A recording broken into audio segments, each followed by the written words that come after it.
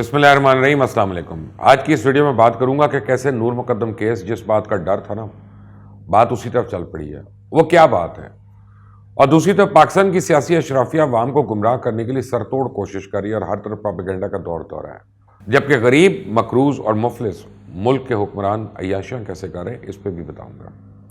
لیکن آپ نے اگر ابھی تک اس چینل کو سبسکرائب نہیں کیا تو پلیز کر لیں، بیل آئیکن کو پریس کر لیں۔ Pakistan democratic movement P D M کے سربراہ مولانا فضل الرحمان کا کہنا ہے کہ وقت نے ہمارے موقف کو درست ثابت کر دیا کہ عمران خان عالمی طاقتوں کا مورا ہے۔ Tehreek Insaf P T I کا ملکی سلامتی اور ملکی یعنی مسلم قوم کے مفادات سے ان کا کوئی سروکار نہیں۔ فورن فنڈنگ کیس کی اسکروٹنی کمیٹی کی رپورٹ ہم سب کے لیے چشم کشا ہے۔ عمران خان نے الیکشن کمیشن سے 53 اکاؤنٹس کو چھپایا، جبکہ عمران خان کا کہنا ہے کہ میں ای سی پی کی جانب سے سمندر پار پاکستانیوں کے احتیاط کے ذریعے پی ٹی آئی کی فنڈنگ کی جانچ پڑتال کا خیر مقدم کرتا ہوں۔ ہمارے اکاؤنٹس کی جتنی زیادہ جانچ پڑتال کی جائے گی، قوم کے لیے اتنی ہی حقائق وضاحت کے سامنے آئے گی کہ کس طرح پی ٹی آئی واحد سیاسی جماعت ہے جس کی بنیاد مناسب سیاسی فنڈ ریزنگ پر مبنی ہے۔ اکبر ایس بابر کہتے ہیں غیر ملکی فنڈنگ کیس ثابت شدہ، الحمدللہ۔ مریم نواز کہتی ہیں دوسروں پر چور چور کے الزام لگانے والے کی جب اپنی تلاشی لی گئی تو اس کا بال بال چوری میں ڈوبا نکلا۔ دوسروں سے فنڈ کے نام پہ مال اینٹھنا، پھر اس کو عیاشی کے لیے استعمال کرنا اور چوری چھپانے کے لیے جھوٹ پہ جھوٹ بولنا۔ کیا پاکستان کی تاریخ میں عمران خان جیسا کرپٹ، جھوٹا اور سازشی حکمران آیا؟ عمران خان نے نہ صرف چوری کی اور چھپائی بلکہ عوام کی جیبوں پہ ڈاکہ ڈالا، ان کی محنت اور خون پسینے کی کمائی پہ عیش کی۔ پے در پہ انکشافات، لیکس اور ثبوتوں کے انبار عمران سمیت پوری پی ٹی آئی کو فارغ کرنے کے لیے کافی ہیں۔ اتنے سنگین فراڈ اور اسکینڈل تاریخ میں کسی جماعت کے نہیں آئے۔ ارشاد بھٹی صاحب فرماتے ہیں شکریہ مریم نواز صاحبہ، شکریہ پرویز رشید صاحب، آپ کا شکریہ کہ مجھے گھٹیا اور کتا کہا۔ میں اس طرح کے القابات آپ کے حوالے سے سوچ بھی نہیں سکتا۔ خیر یہ اپنی اپنی تربیت کی بات ہے، بس یہ کہنا یہ کیا ہے کہ آپ کی آزادی صحافت، اور کیا یہ ہے کہ آپ کی آزادی اظہار رائے پر یقین۔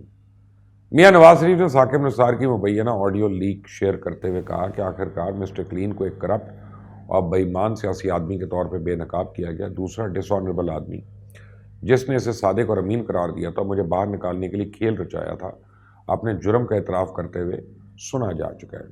خدائی انصاف ہو چکا ہے، صرف قانونی انصاف نظر آنا اور ہونا باقی ہے۔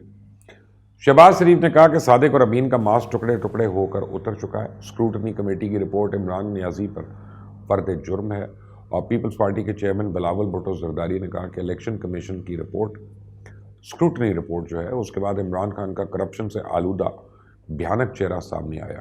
اس وقت سیاسی رہنما ایسے بیان دے رہے ہیں کہ عوام کے سر چکرا جائیں گے، کسی کو سمجھ نہیں آ رہا۔ ساتھ میں میڈیا کو ہینڈلنگ کی آڈیوز لیک کر کے میڈیا کی کریڈیبلٹی بھی ختم کرنے کی ایک منظم کوشش کی جا رہی ہے۔ اس وقت پاکستان میں جو کچھ چل رہا ہے، اگر ہٹلر کا پروپیگنڈا منسٹر جوزف گوئبل بھی زندہ ہوتا تو پاکستانی سیاست میں گمراہ کن بیانات دیکھ کر شرما جاتا۔ جھوٹ اور سچ سے آزاد، یہاں تک کہ قوم کو اخلاقیات کا سبق دینے والے بھی اس وقت صرف اور صرف اپنے مفادات کے تحفظ اور عوام کو گمراہ کرنے کے لیے میڈیا ہینڈلنگ کر رہے ہیں۔ اگر ہم الیکشن کمیشن کی اسکروٹنی کمیٹی کی رپورٹ پہ نظر ڈالیں تو اس کے مطابق پی ٹی آئی نے سال 2008-2009 کے دوران 77 میں صرف 12 اکاؤنٹس ظاہر کیے۔ پی ٹی آئی نے 5 سال کے دوران 32 کروڑ کی رقم چھپائی۔ تحریک انصاف کی سال 2013 تک کی آڈٹ رپورٹ پر بھی کوئی تاریخ درج نہیں۔ آڈٹ رپورٹ پر تاریخ درج نہ ہونا اکاؤنٹنگ کے جو میرٹ ہے اس کے خلاف ہے۔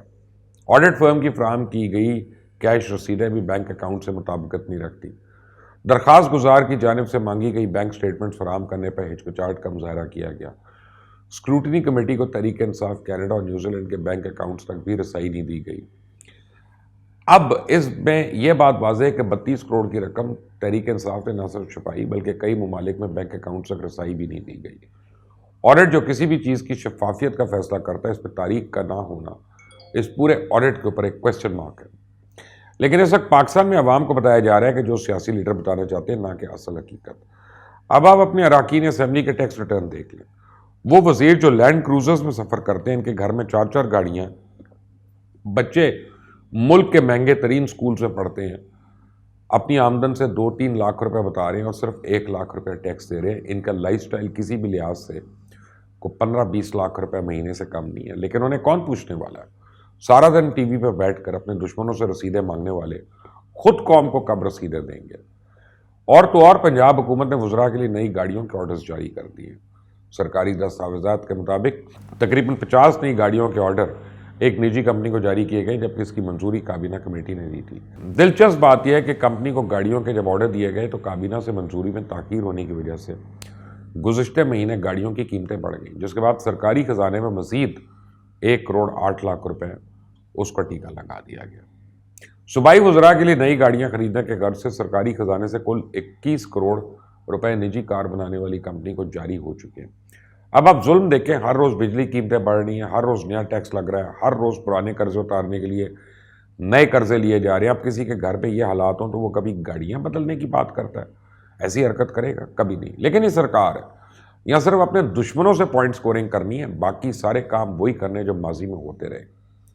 तहरीक इंसाफ इक़्तिदार में आने से पहले सरकारी खजाने के वज़रा के लिए इस्तेमाल पर हमेशा तनकीद करती रही, यहाँ तक कि वज़ीर-ए-आज़म इमरान खान ने इक़्तिदार संभालने के बाद वज़ीर-ए-आज़म हाउस की कार्स भी नीलाम कर दी।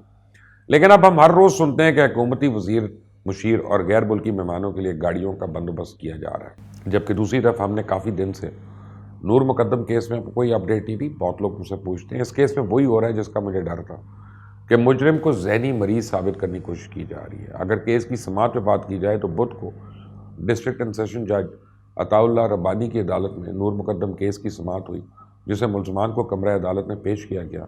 कंप्यूटर ऑपरेटर मोहम्मद मुदस्सर पर वकला की जरा मुकम्मल हो गई और इस्लामाबाद की मकामी अदालत में होने वाली समाअत के दौरान मरकज़ी मुलजिम दरिंदे के ज़हनी मरीज़ होने का जायज़ा लेने के लिए मेडिकल बोर्ड तश्कील देने पर भी दलाइल मुकम्मल किए गए। इसके बाद अदालत ने दरख्वास्त पर फैसला महफूज कर लिया। पता नहीं, हो सकता है, कुछ वकला का कहना है कि इंसाफ के तकाज़े पूरे करने के लिए अदालत जो है मुजरिम को तमाम मौक़े दे रही है, और मेरे ख्याल से इंसाफ के तकाज़ों को पूरे करने के लिए अदालत शायद मुलजिम को कोई गुंजाइश फराहम करे और इसकी इजाज़त दे दी जाए। बहरहाल दौरान समाअत मुलजमान के वकला की जानिब से इतराज़ उठाया गया कि मुद्दई के ख़ानदान की जानिब से सोशल मीडिया खसूसन ट्विटर पर वकला के ख़िलाफ़ मुहिम चलाई जा रही है, जिसमें वकला के ख़िलाफ़ नाज़ेबा अल्फाज का इस्तेमाल किया जाता है। मुद्दई शौकत मुकद्दम के वकील शाह खावर ने अदालत सामने यकीन दहानी कराई कि अगर ऐसा कुछ है तो आइंदा नहीं होगा। कंप्यूटर ऑपरेटर मोहम्मद मुदस्सर पर जरा के दौरान मुलजमान के वकील अकरम कुरैशी ने जाए वकूफ़ की CCTV फुटेज अदालत में चलाने की सदा करते हुए कहा कि सहाफ़ियों समेत अदालत में मौजूद तमाम दीगर अफराद को कमरा अदालत से बाहर निकलने की हिदायत की जाए, जिस पर जज अता रब्बानी ने सहाफ़ियों और दीगर वकला को कमरे से बाहर जाने की हिदायत करते हुए कमरा अदालत को बंद कर दिया। इस दौरान CCTV फुटेज की DVR को डीसील किया गया और कमरा अदालत में फुटेज चलाई गई। 5 से 7 मिनट तक कमरा अदालत बंद रहने के बाद सहाफ़ियों को वापस बुला लिया गया, जिस बाद कंप्यूटर ऑपरेटर मोहम्मद मुदस्सर पे जरा भी हुई।